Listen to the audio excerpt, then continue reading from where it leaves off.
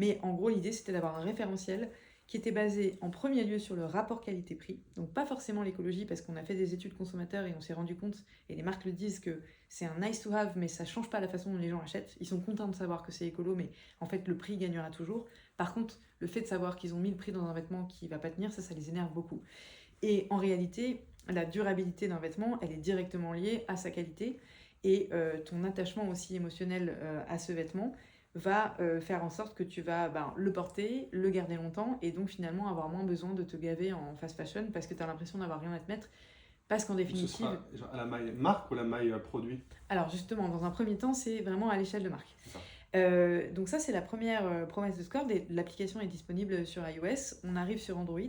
On a d'autres features, donc une map qui répertorie toutes les boutiques, les shops de seconde main, les endroits où tu peux faire réparer tes vêtements et les endroits où tu peux louer tes vêtements, ainsi que les endroits où tu peux déposer des vêtements usagés dont tu ne sais pas quoi faire. Ça, plus le versant digital, si tu cherches une application pour t'aider à réparer tes vêtements, par exemple, c'est disponible. Et donc, on a pour l'instant une centaine de fiches de marque, et tous les jours, on en ajoute.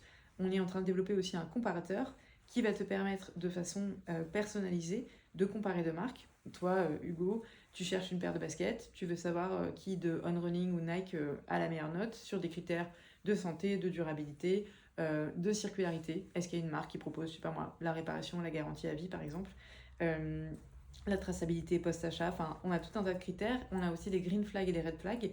Est-ce que la marque par exemple utilise l'avion, qui est un red flag, ou non? Est-ce qu'elle fait le Black Friday? Autre red flag. Et puis des green flags qui permettront aux marques aussi conventionnelles mais en transition de mettre en avant ce qu'elles font bien. Parce que le but de Scord, c'est justement de sortir du manichéisme de il y a les gentils et les méchants.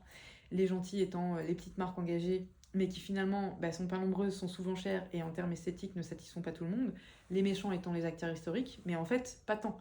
Parce que, on manque énormément de connaissances sur ces sujets.